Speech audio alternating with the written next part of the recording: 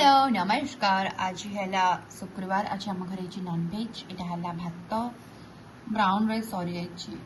तो भात यहाँ है पनीर भुजिया मो स्पेशली बनाई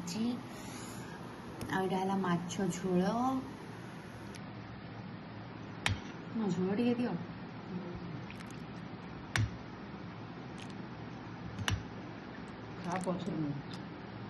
आड़ा चिकेन भाई घर चिकेन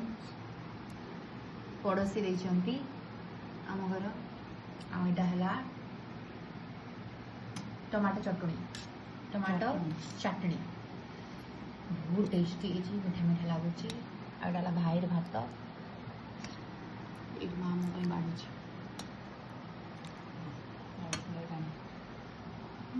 हाँ ये रही माछ भजा माछ को फ्राए कराई माछ लुचि बोधे भितर अच्छे लेंबू आ लंका